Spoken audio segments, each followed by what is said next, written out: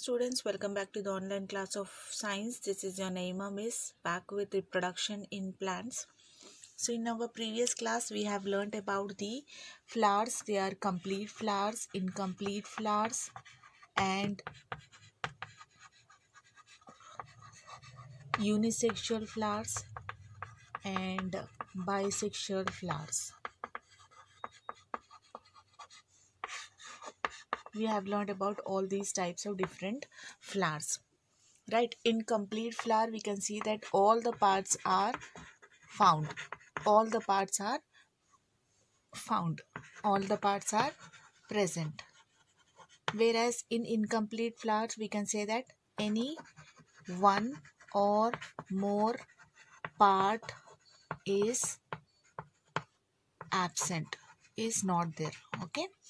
Unisexual, only one sexual gamete or the part is present. And in bisexual, you can say both the female and male sexual parts are present.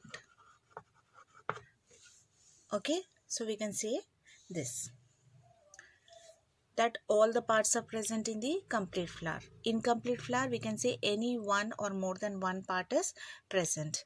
And when we comes to unisexual flowers, we can say that only one sexual gamete is present. Other than that, the another gamete is absent. So bisexual, we can say both the female and male sexual parts are present. Okay.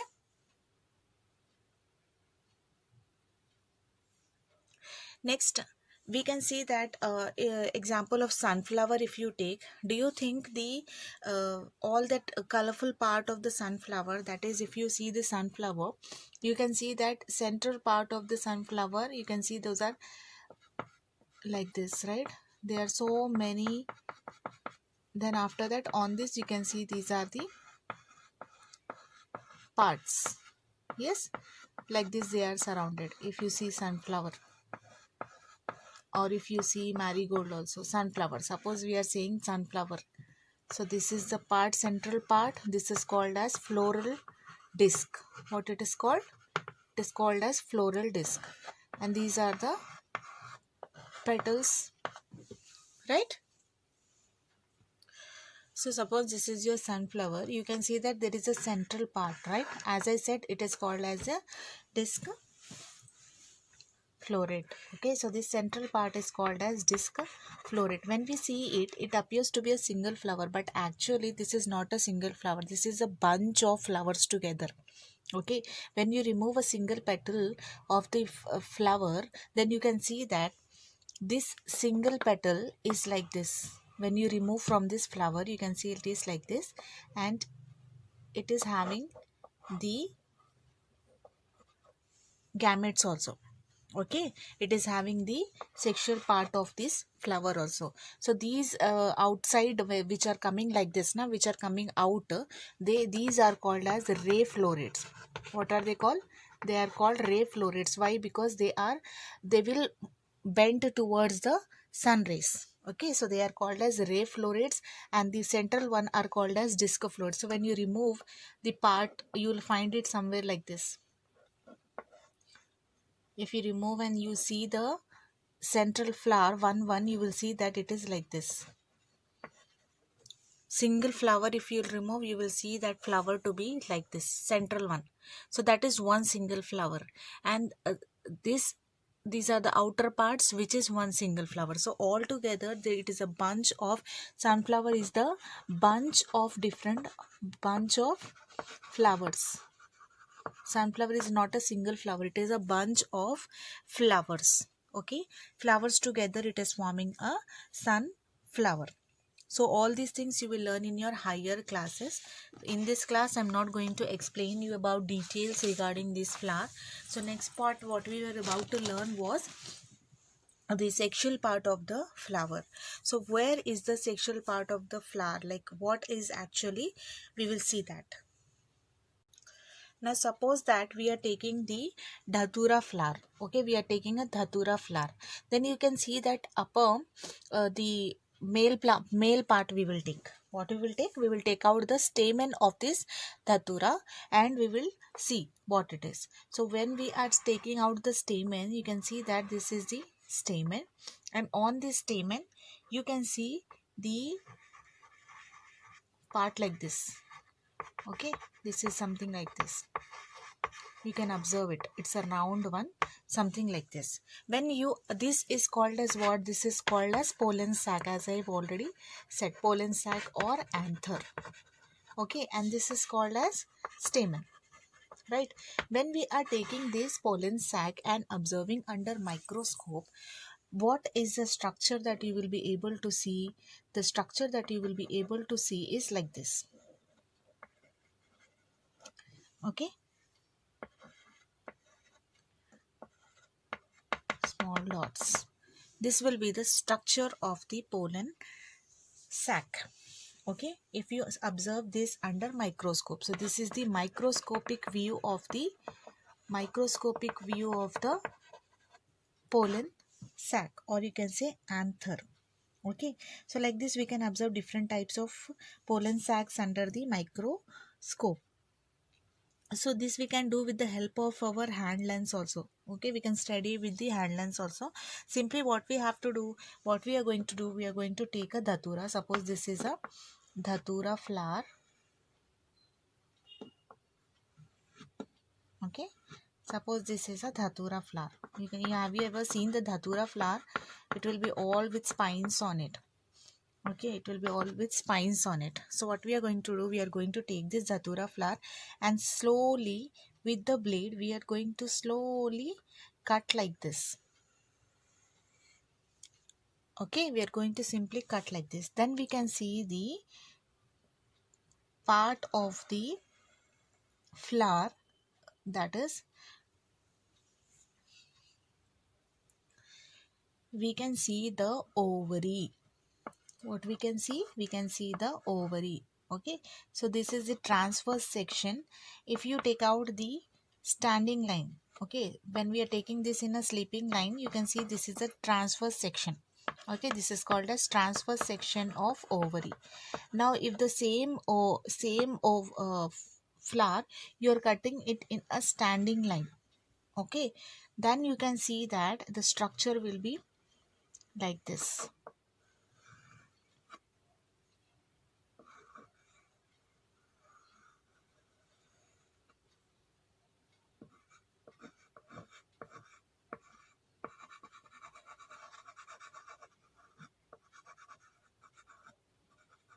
It will be all shaded here, dark color.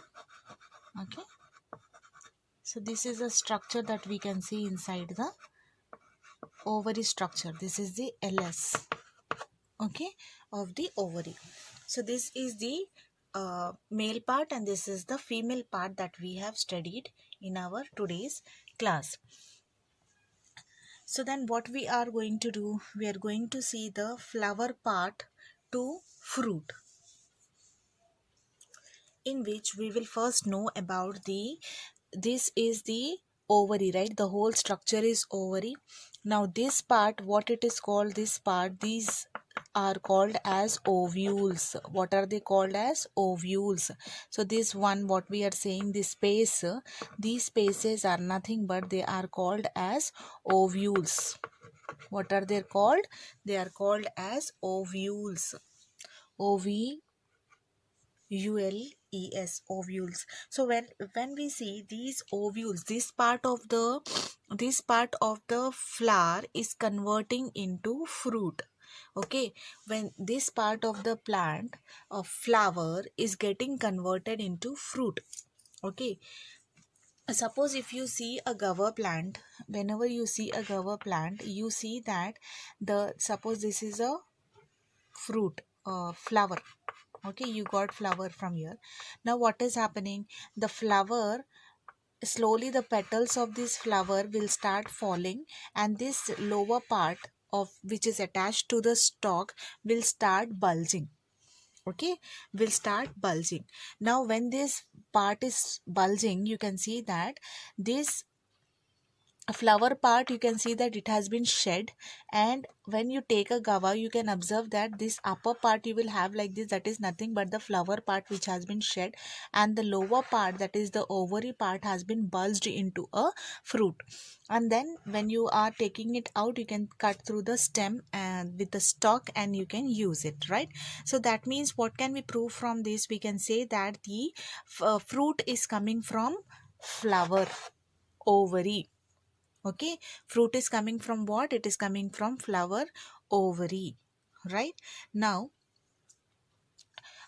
you can see that what is happening. So where, if you take the fruit, guava, if you take the example of guava only, guava means everyone know na, jam, jamakaya, jam pandu, jam, right? So what we are doing, we are taking that. In that, what do we observe? If you take a cut of the guava, you can see that there are so many seeds present in this guava.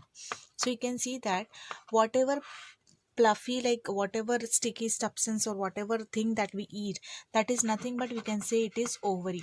And the seeds, they are nothing but ovules. So that means these ovules which are present, they are converting themselves into seeds, which these seeds can be used further for the production of new plants.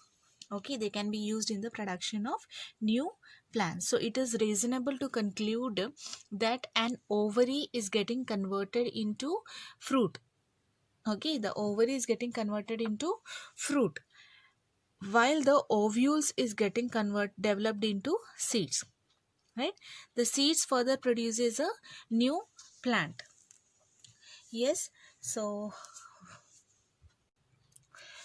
with this, we end up with the topic of sexual parts of the flowers, and flower part versus to fruit. That is, the flower part is getting, which flower part, that is the ovary of the flower, is getting converted to, developed into fruit. So in our next class, we will learn about pollination and the agents of pollination.